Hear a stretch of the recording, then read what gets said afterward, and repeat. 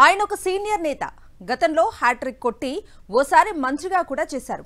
అలాంటి ఆ నేతకు కూటమి పార్టీలు అధికారంలోకి వచ్చిన తర్వాత ఎమ్మెల్సీ సీటు గాని లేదంటే రాష్ట్ర స్థాయి నామినేటెడ్ పదవి గాని ఇస్తామని హామీ ఇచ్చారట. పార్టీ గెలుపు కోసం పని చేయాలని చెప్పారట. సీటు ఇవ్వలేమని చెప్పారట.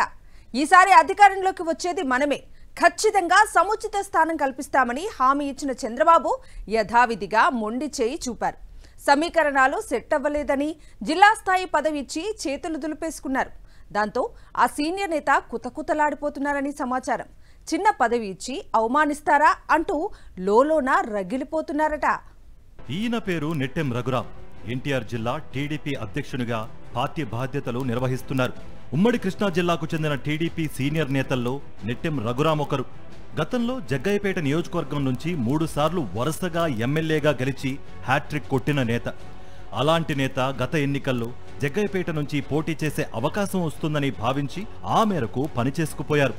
అయితే ఎన్నికలకు ముందు జగ్గయ్యపేట నియోజకవర్గంలో పర్యటించిన చంద్రబాబు ఎవరినీ సంప్రదించకుండానే మాజీ ఎమ్మెల్యే శ్రీరామ్ రాజగోపాల్ను అభ్యర్థిగా ప్రకటించేశారు.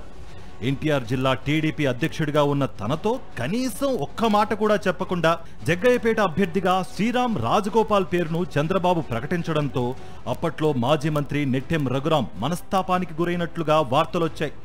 పార్టీని వదిలేస్తారని కూడా అనుకున్నారంతా. అలాంటి సమయంలో ఆయన్ను బుజ్జగించడానికి గాను కూటమి పార్టీలు అధికారంలోకి వచ్చిన తర్వాత ఎమ్మెల్సీ సీటు తప్పకుండా ఇస్తామని బాబు హామీ ఇచ్చారట.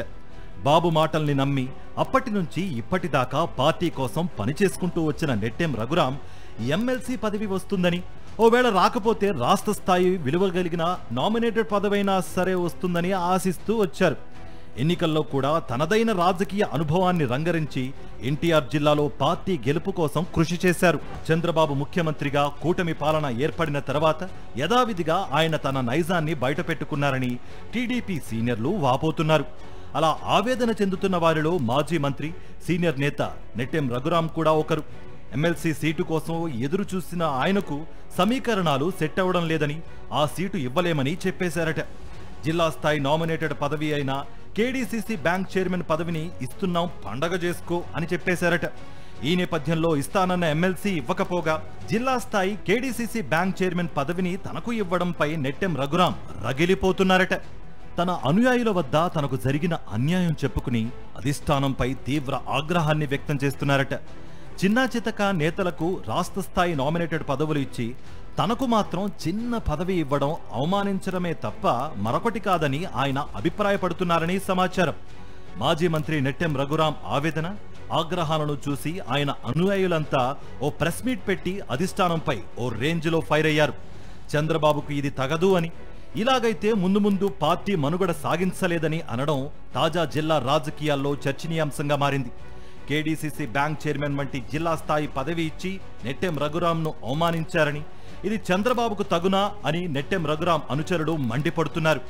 టీడీపీ పార్టీ ఆవిర్భావం నుంచి క్రమశిక్షణతో పార్టీ కోసమే పనిచేస్తున్న తమ నేతకు కేడీసీసీ బ్యాంక్ చైర్మన్ వంటి చిన్న జిల్లా స్థాయి పదవి ఇవ్వడంపై తీవ్ర అభ్యంతరం వ్యక్తం చేస్తున్నారు.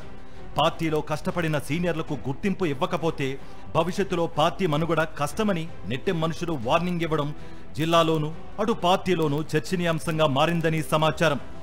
చంద్రబాబు నిర్ణయాన్ని ప్రశ్నిస్తూ మాజీ మంత్రి నెట్టెం రఘురాం అనుచరుడు మీడియా సమావేశాన్ని ఏర్పాటు చేయడం జిల్లా రాజకీయాల్లో కలకలం సృష్టించింది.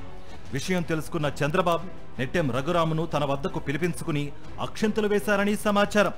అందరూ తన నిర్ణయానికి కట్టుబడి ఉండాల్సిందేనని, అంతే తప్ప రోడ్డెక్కితే చూస్తూ ఊరుకోనంటూ హుంకరించారట. దీనిపై నెట్టెం రఘురాం అనుచరులు మరింత ఆగ్రహంగా ఉన్నారని సమాచారం. సమయం రాగానే తమ సత్తా చాటుతామని వారంటున్నారట.